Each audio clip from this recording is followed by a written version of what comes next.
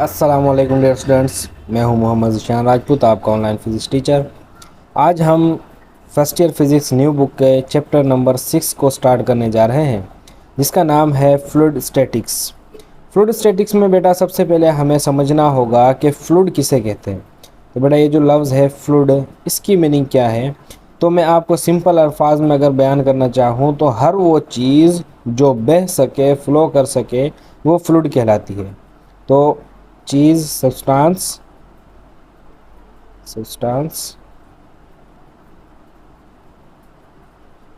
विच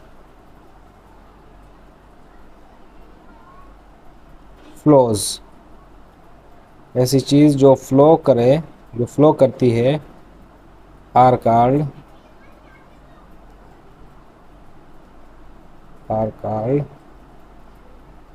fluid. तो ऐसी चीज़ें कहलाती हैं फ्लूइड। तो अब अगर हम गौर करें तो ऐसी कौन सी चीज़ें हैं जो फ्लो कर सकती हैं? बेटा पानी बह सकता है, लिक्विड। उसके अलावा गैस जो है वो भी फ्री टू मूव है, उसे भी हम कह सकते हैं कि वो बह सकती है। अगर आप कमरे के एक कोने में खड़े होकर कोई परफ्यूम वगैरह यूज़ करें तो सेकंड के हिसाब से आपकी परफ्यूम जो है पूरे कमरे में फैल जाती है, तो मतलब वो फ्लो करके दूसरे कोने तक गई है। तो हमारे पास फ्लूइड में दो चीज़ें आ गई, एक आ गई हमारे पास सॉलिड लिक्विड, और दूसरा हमारे पास क्या आ जाएगा? गैस। तो हम कह सकते हैं कि फ्लूइड में दो चीज़ें आती हैं, दो स्टेट्स आती हैं मैटर की। एक आ गई लिक्विड और दूसरी स्टेट जो है वो आ गई गैस। तो गैस और गैसेस, ठीक है। तो गैसेस और लिक्विड जो हैं वो सारे के सारे फ्लूइड कहलाते हैं। अब हमारे चैप्टर का नाम क्या है? फ्लूइड नहीं, फ्लूइड स्टैटिक्स। तो फ्लूइड स्टैटिक्स का मतलब क्या है? फ्लूइड के बारे में स्टडी, लेकिन फ्लूइड कहाँ पर होना चाहिए? वो स्टेशनरी होना चाहिए, in the state of rest में होना चाहिए। अगर फ्लूइड रुका हुआ हो तो उसकी स्टडी को हम कहते हैं फ्लूइड स्टैटिक्स। ओके बेटा। अब इस चैप्टर में हमारा ज़्यादातर जो मतलब के वास्ता पड़ेगा वो होगा फ्लूइड के साथ।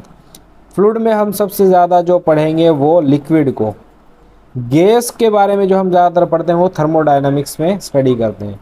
इस चैप्टर में हम ज़्यादातर जो हमारा जो वास्ता है वो लिक्विड के साथ है। अब कुछ चीज़ें देख लेते हैं जो लिक्विड और गैसेस को एक दूसरे से मुख्तलिफ करती हैं। तो क्या दोनों के दरमियान में डिफरेंस है लिक्विड और गैस के दरमियान, वो चीज़ हम देखते हैं। तो बेटा लिक्विड और गैस के दरमियान में फ़र्क ये है, एक मिनट में इसको मिटा दूँ, ठीक है। तो लिक्विड और गैस में फ़र्क हम देखते हैं सबसे पहले। तो देखें बेटा, एक चीज़ तो इनमें कॉमन है कि लिक्विड जो है इसके पास भी कोई ख़ास शेप नहीं होती, नो फिक्स्ड शेप। तो लिक्विड की कोई ख़ास शक्ल नहीं होती। आप इसको जिस भी कंटेनर में, जिस भी बर्तन में रखेंगे ये उसी की शक्ल को अख्तियार कर लेगा। लेट सपोज़ कि आपके पास अगर एक पानी का गिलास है तो उसके अंदर आप जो पानी फिल करेंगे वो उस ही शक्ल को अख्तियार कर लेगा। उसके अलावा अगर आपके पास एक जो है, यूँ कह लें कि एक टप है पूरा पानी का, अगर उसके अंदर आप पानी को स्टोर करें तो उस टब की शेप को अख्तियार कर लेगा, उसी शक्ल का हो जाएगा। जबकि गैसेस जो हैं उनमें भी यही चीज़ है कि गैसेस का भी कोई फिक्स्ड शेप नहीं होता, नो फिक्स्ड शेप। इसके पास भी कोई जो है मुस्तकिल शक्ल नहीं होती, जिस कंटेनर में हम इसको रखेंगे ये उसी शक्ल को अख्तियार कर लेगा। अब देखें इनके दरमियान में फ़र्क किस चीज़ पर आता है। तो फ़र्क हमारे पास इसके अंदर जो आता है, ये तो हमने एक पॉइंट देख लिया कि जो इन दोनों में कॉमन है। फ़र्क ये है कि लिक्विड की शक्ल तो ख़ास नहीं है, मतलब वो बात नहीं, मतलब शक्ल हर एक शक्ल को अख्तियार कर लेता है ये, लेकिन इसका वॉल्यूम जो है, वॉल्यूम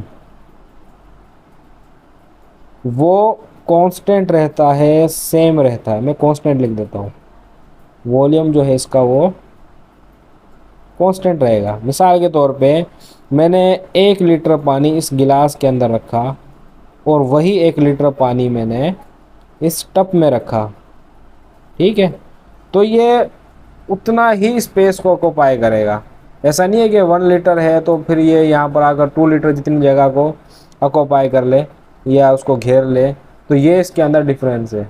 जबकि गैस जो है, गैस, अब मिसाल के तौर पे अगर हम ये कहें कि ये जो हमारा गिलास है इसके पास गुंजाइश है 2 लीटर पानी स्टोर करने की, लेकिन मेरे पास पानी कितना है, 1 लीटर, तो क्या ये पूरे गिलास को फिल कर देगा? नहीं, ये सिर्फ 1 लीटर का जो हमारे पास गुंजाइश है उसी को फिल करेगा, मतलब इसका वॉल्यूम 1 लीटर इतना ही है, ठीक है।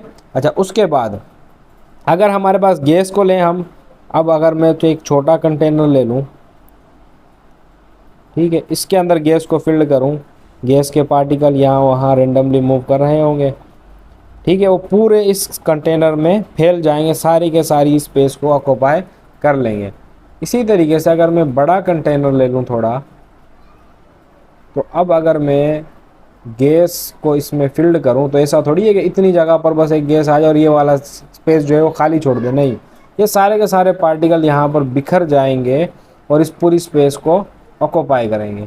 तो ये एक इसके अंदर डिफरेंस आ गया कि गैस का जो है वॉल्यूम भी फिक्स्ड नहीं होता, नो फिक्स्ड वॉल्यूम, तो इसके पास वॉल्यूम भी फिक्स्ड नहीं, जबकि जो लिक्विड्स हैं उनका वॉल्यूम फिक्स्ड होता है। ये एक पॉइंट हो गया हमारे पास। उसके अलावा हमारे पास, अब देखिए हम गैस और लिक्विड के बारे में क्यों पढ़ रहे हैं, हम फ्लूइड स्टैटिक्स क्यों नहीं पढ़ रहे हैं? तो बेटा फ्लूइड के अंदर दोनों चीज़ें, गैस भी है और लिक्विड भी है। दरअसल हम अब फ्लूइड को ही डिस्कस कर रहे हैं, उसी के बारे में हम स्टडी कर रहे हैं। अब दूसरी चीज़ जो है हमारे पास, गैस के बारे में मैं लिखूं दूसरी चीज़, वो ये है कि गैस जो है, गैस, ये गैसेस जो हैं वो कंप्रेसेबल हैं, मतलब कि कंप्रेसिबल, कंप्रेसिबल गैसेस जो होती हैं वो कंप्रेसिबल है। मिसाल के तौर पे आपने थर्मोडायनेमिक्स में पढ़ा हो, मैट्रिक में या केमिस्ट्री में आपने पढ़ा होगा, ये हमारे पास एक कंटेनर है और इसके ऊपर हमने यहाँ पर एक मूवेबल पिस्टन लगा दिया, ऐसा पिस्टन जो मूव कर सके, और इसके अंदर हमने गैस को फिल कर दिया। अब अगर हम इस पिस्टन पर लोड बढ़ाएं और इसको नीचे की तरफ कंप्रेस करें, क्योंकि गैस के जो एटम्स हैं उनके दरमियान में स्पेस ज़्यादा है और उनके दरमियान में फोर्स ऑफ अट्रैक्शन जो है वो कम है, तो ये इजीली कंप्रेस हो जाएगा, पिस्टन नीचे तक मूव करके आ जाएगा। बॉयल्स लॉ आपने पढ़ा होगा कि प्रेशर को इंक्रीज़ करें तो वॉल्यूम डिक्रीज़ हो जाता है, प्रेशर जो है वो इन्वर्सली प्रोपोर्शनल है किसके, वॉल्यूम के। ये चीज़ आप पढ़ चुके हैं, बेसिक चीज़ें हैं ये, तो 9th की फिजिक्स में भी आप ये चीज़ पढ़ चुके होंगे। तो इससे हमें ये पता लगता है कि गैस को कंप्रेस किया जा सकता है, लेकिन लिक्विड जो है वो भी कंप्रेसिबल है, लेकिन गैस जितने कंप्रेसिबल नहीं है, बहुत कम, यूँ कह लें कि इनकम्प्रेसिबल ही हम उसको लगा सकते हैं। 9th की अगर आप बुक को चेक करेंगे तो उसमें हमारे पास लिखा हुआ है कि लिक्विड जो है वो इनकम्प्रेसिबल है, लेकिन आप गुंजाइश निकाल सकते हैं, आप कह सकते हैं कि थोड़े बहुत कंप्रेसिबल हैं। तो हम एक लफ्ज़ ऐड कर देंगे कि गैसेस जो हैं वो क्या हैं, वो हाईली कंप्रेसिबल हैं, हाईली कंप्रेसिबल। उसके अलावा अगर हम लिक्विड के बारे में बात करेंगे तो क्या कहेंगे, ये लिक्विड, ठीक है। तो सॉरी, लिक्विड में ई मेरे ख्याल मैंने एक इजाफी कर दिया, ठीक है, लिक्विड। तो लिक्विड के बारे में जब हम लिखेंगे तो हम कहेंगे ये हाईली नहीं, ये स्लाइडली, थोड़े बहुत कंप्रेसिबल होते हैं, तो इसके बारे में हम लिखेंगे कि ये स्लाइटली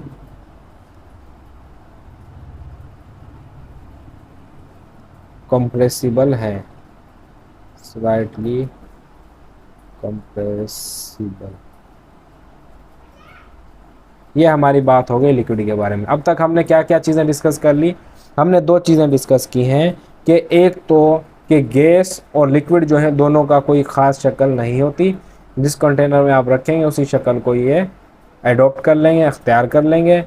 गैसेस के पास वॉल्यूम भी फिक्स्ड नहीं होता, लेकिन लिक्विड का वॉल्यूम जो है वो फिक्स्ड होता है। ठीक है। अब सॉरी, गलत कर दिया। ठीक है, थोड़ा सा अगर मैं इसको देखूं कि हमने क्या क्या चीज़ें अब तक डिस्कस की, वो ये थी कि सबसे पहले हमने देखा चैप्टर का नाम फ्लूइड स्टैटिक्स।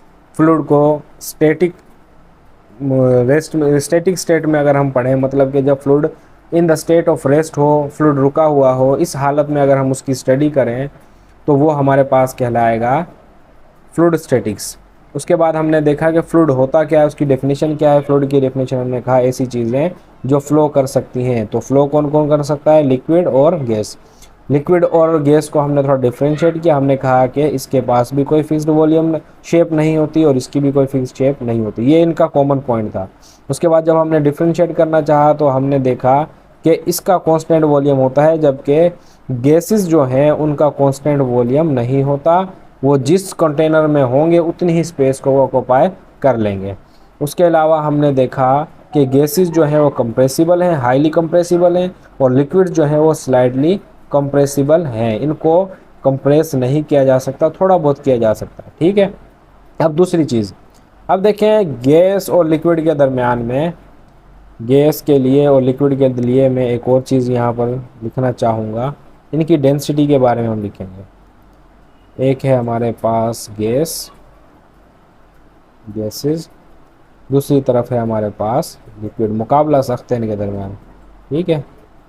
तो अब देखें डेंसिटी क्या होती है। डेंसिटी हमारे पास, जिसको हम रो से रिप्रेजेंट करते हैं, और ये होती है मास पर यूनिट वॉल्यूम, कि कितने मास ने कितना स्पेस ऑक्यूपाई किया हुआ है। मिसाल के तौर पे मेरे पास कोई ऑब्जेक्ट है जिसका मास है 2 किलोग्राम, और उसने जो वॉल्यूम ऑक्यूपाई किया, जो स्पेस ऑक्यूपाई की, वो है 2 मीटर क्यूब। वॉल्यूम का यूनिट मीटर क्यूब। तो हमारे पास डेंसिटी इसकी कितनी आ जाएगी? डेंसिटी आ गई 1 किलोग्राम पर मीटर क्यूब। ठीक हो गया। लेकिन अगर मैं कहूँ कि इसी मास ने, इसी ऑब्जेक्ट ने, जो कि 2 किलोग्राम था, इसने क्या किया? इसने जो जगह घेरी है, जो स्पेस ऑक्यूपाई किया है, जो वॉल्यूम ऑक्यूपाई किया है, वो है 4 मीटर क्यूब। तो अब हम अगर इसको सॉल्व करें तो इसका आंसर क्या आएगा? 1/2, और ये होगा 0.5। आगे यूनिट मैंने नहीं लिखा, किलोग्राम मीटर पर क्यूब, जो कि स्पेस नहीं है। अब देखिए इस छोटे से न्यूमेरिकल करने का मकसद क्या था? मकसद ये था कि आप देखें कि यहाँ पर दोनों तरफ मास सेम है, लेकिन एक तरफ वॉल्यूम कम था, दूसरी तरफ वॉल्यूम ज़्यादा। तो जिस चीज़ ने कम वॉल्यूम ऑक्यूपाई किया उसकी डेंसिटी आई 1 किलोग्राम मीटर पर क्यूब, 1 किलोग्राम पर मीटर क्यूब, जबकि जिसने ज़्यादा स्पेस ऑक्यूपाई किया उसकी डेंसिटी कम है। ठीक है। तो जो जितना ज़्यादा डेंस होगा, जिसकी डेंसिटी ज़्यादा होगी, वो कम स्पेस को ऑक्यूपाई करेगा, जबकि जिसकी डेंसिटी कम होगी, ठीक है, वो क्या करेगा? वो ज़्यादा स्पेस को ऑक्यूपाई करेगा। ठीक हो गया। अब देखें मिसाल के तौर पे, अब हमें इस तरफ आना है, लिक्विड और गैसेस की तरफ। डेंसिटी का क्या इनके दरमियान रिलेशनशिप है? तो मैं कुछ चीज़ें लिखना चाहूँगा। अगर ये चीज़ न्यूमेरिकल लिखना तो आप लिख लें, वरना मैं अब इसको रिमूव करता हूँ। ठीक है जी। अब देखें कि हमें पता है कि लिक्विड के जो एटम्स हैं वो करीब होते हैं एज़ कम्पेयर टू गैस। तो यहाँ पर ये देखें, अगर मैं ये कॉलम बना लूँ, हम बात करें अगर गैस की, कंटेनर के दरमियान अंदर ये गैस हमने फिल्ड की हुई है। ठीक है, 1 2 3 4 5, 5 मैंने इसके एटम बना लिए सिंपल करने के लिए। 5 क्या है इसके अंदर एटम है। तो हर एक एटम अगर 1 किलोग्राम का हो, इतना हो नहीं सकता, वैसे मैं समझाने के लिए कह रहा हूँ। तो 5 एटम्स का मास जो हो गया वो कितना हो गया, 5 kg। अब हम कहते हैं इसने ये जो सारी स्पेस ऑक्यूपाई की हुई है पूरे कंटेनर की, इसका वॉल्यूम है कंटेनर का वो है 10 मीटर क्यूब। ठीक है, अगर मैं इसकी डेंसिटी निकालूं तो डेंसिटी कितनी आएगी, इसकी डेंसिटी आएगी, डेंसिटी क्या होती है, मास पर यूनिट वॉल्यूम, तो मास इसका 5 और वॉल्यूम कितना है 10, तो अगेन इसकी डेंसिटी आई है 0.5 किलोग्राम पर मीटर क्यूब। लेकिन अगर मैं गैस की तरफ जाऊं, सॉरी हमारे पास लिक्विड, ये थोड़ा सा नाम आगे पीछे हो गए इसके, ये हमारे पास आ गया गैस, ये गैस की एग्जाम्पल है। ठीक है, ये आ गया, ये आ गई गैसेस, उसके लिए हम एग्जाम्पल ले रहे हैं। और उसके अलावा इस तरफ आ जाएगा लिक्विड, यहाँ पर हम किस चीज़ के लिए डिस्कस कर रहे हैं, लिक्विड के लिए। ये हो गई लिक्विड की बात। अब लिक्विड के अगर हम इतना ही लिक्विड लें तो देखें इसके एटम्स गैस के मुकाबले में करीब करीब होंगे, वही 5 एटम अब 10 मीटर क्यूब के बजाय सिर्फ और सिर्फ मात्र 5 मीटर क्यूब के वॉल्यूम को ऑक्यूपाई करेंगे, इतनी जगह को वो घेरेंगे। हालांकि अभी भी मास कितना है, 5 किलोग्राम। तो अगर हम डेंसिटी निकालें तो कितनी आएगी हमारे पास, मास भी 5 और वॉल्यूम भी 5, तो हमारे पास डेंसिटी आएगी 1। तो किसकी डेंसिटी ज़्यादा हुई, लिक्विड की। किसकी डेंसिटी कम है, गैसेस की। क्यों, क्योंकि गैस ज़्यादा स्पेस ऑक्यूपाई करती है और लिक्विड जो है वो कम स्पेस को ऑक्यूपाई करता है। और डेंसिटी का डायरेक्ट रिलेशनशिप, इन्वर्स रिलेशनशिप किसके साथ है, वॉल्यूम के साथ। और वॉल्यूम क्या होता है, space occupied by any object, any substance.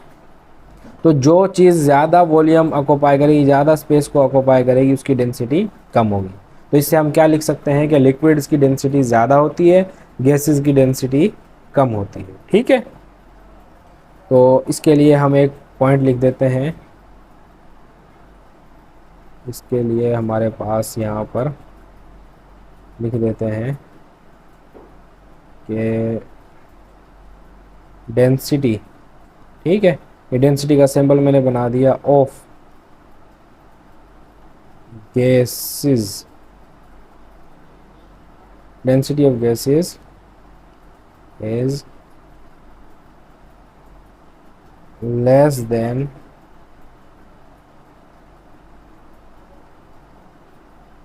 Liquid.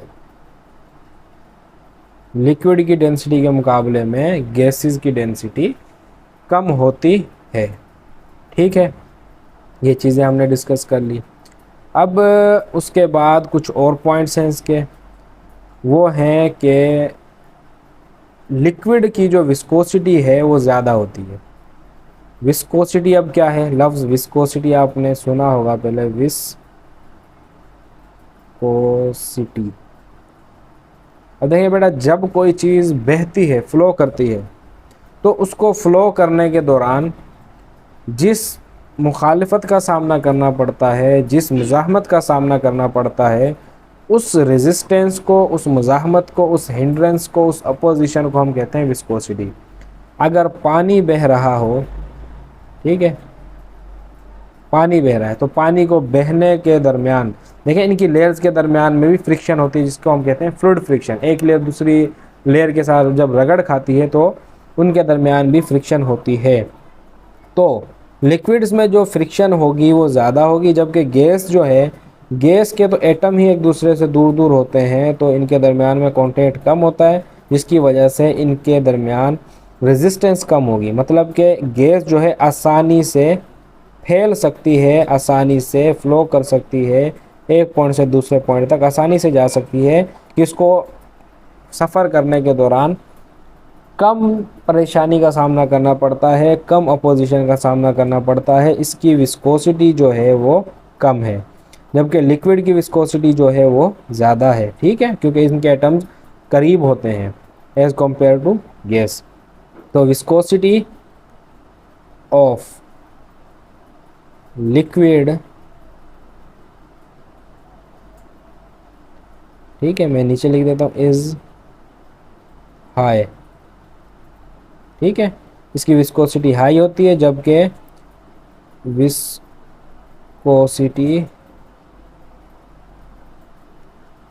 Of gases is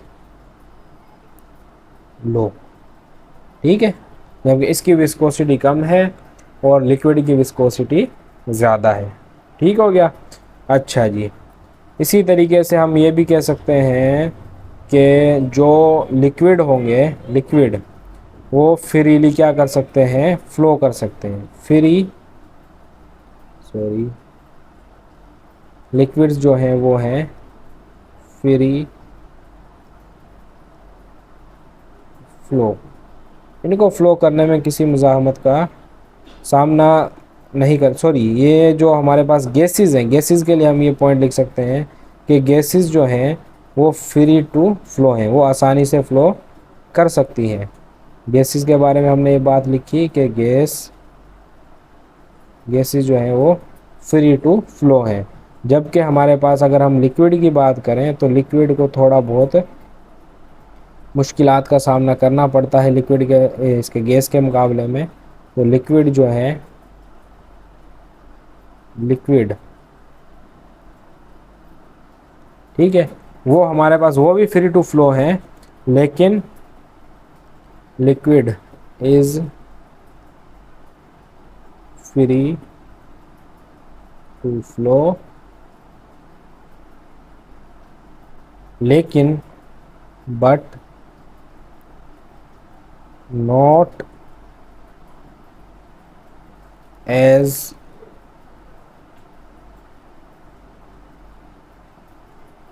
freely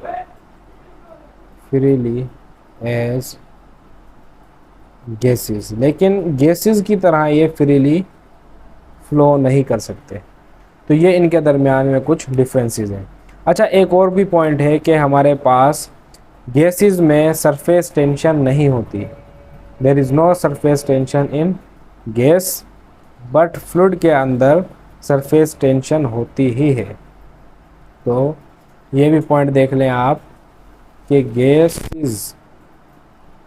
gases की अगर हम बात करें तो यहाँ पर नो सरफेस टेंशन नहीं होती। अगर लिक्विड की बात की जाए तो लिक्विड में ही कॉन्सेप्ट होता है सरफेस टेंशन का, सरफेस टेंशन यहाँ पर होगी, सरफेस टेंशन ये होगी यहाँ पर। सरफेस टेंशन क्या होती है हमारे पास, सरफेस टेंशन को एस से शो कर सकते हैं, फोर्स पर यूनिट लेंथ, ठीक है, बल्कि perpendicular force per unit length. इसको डिटेल में हम डिस्कस करेंगे, ये हमारे पास जो है सरफेस टेंशन, इसको हम डिटेल में पढ़ेंगे, ठीक है। अच्छा, अब कुछ इम्पोर्टेंट बात है, बल्कि बेसिक बात है कि हमें कैसे पता लगा कि गैसेस के जो एटम्स हैं वो दूर दूर होते हैं, उनके दरमियान फोर्स कम होती है, और जबकि लिक्विड के जो एटम्स हैं वो करीब होते हैं। तो इसके पीछे है K M T, kinetic molecular theory. K M T की फुल फॉर्म क्या है, काइनेटिक मॉलिक्यूलर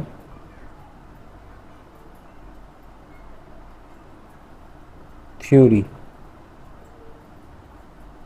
अब kinetic molecular theory of gases या kinetic molecular theory of liquid, दोनों में कुछ पॉइंट्स सेम है। अगर हम गैसेस के लिए डिस्कस करें तो काइनेटिक मॉलिक्यूलर थ्योरी का पहला ही जो हम यूँ कह सकते हैं कि पॉइंट है वो ये है कि अगर काइनेटिक मॉलिक्यूलर थ्योरी का पहला पॉइंट हम डिस्कस करें तो वो ये कहता है कि गैसेस के बारे में अगर बात करें कि gases are made up of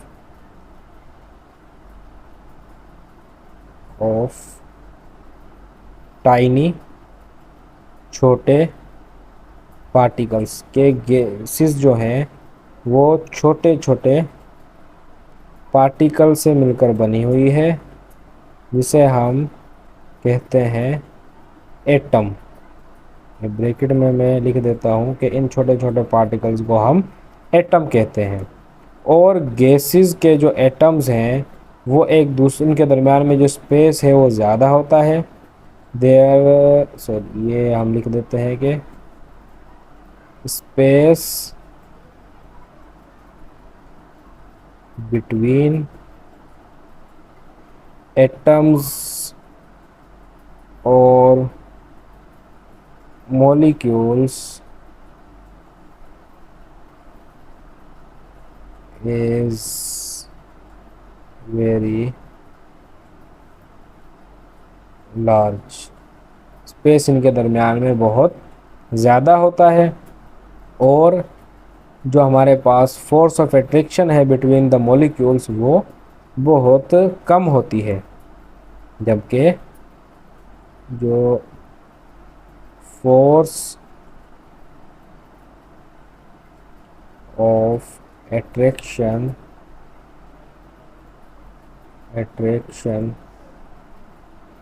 between atoms and molecules is negligible। वो बिल्कुल ना होने के बराबर है। ठीक है। अब फोर्स ऑफ अट्रैक्शन ना होने के बराबर होने की वजह से, ऐसा होने की वजह से, फोर्स ना होने की वजह से वो एक दूसरे से दूर दूर भागते हैं, उनको कोई कंबाइन करने वाला नहीं होता। तो इसीलिए ये चीज़ होती है। और उसके अलावा लिक्विड में जो फोर्स ऑफ अट्रैक्शन है लिक्विड गैसेस के मुकाबले में ज़्यादा होती है। और अगर हम सॉलिड की बात करें तो बहुत ही ज़्यादा होती है, इतनी ज़्यादा कि एटम्स आपस में बिल्कुल टाइटली बाउंड होकर रहते हैं, कंबाइन होकर रहते हैं। उसके अलावा हमारे पास हम ये भी कह सकते हैं कि जो गैसेस हैं, हम ये गैसेस की बात कर रहे हैं कि काइनेटिक एनर्जी जो होती है एटम्स की, kinetic energy of atoms is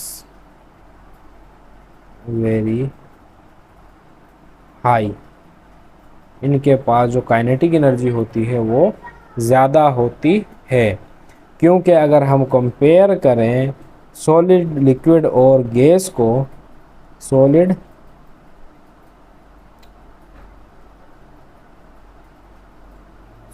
liquid और गैस का अगर हम कंपैरिजन करें तो गैस का टेम्परेचर ज़्यादा होता है। ठीक है, ये बात तो अंडरस्टूड है कि अगर हम कंपेयर करें सॉलिड, लिक्विड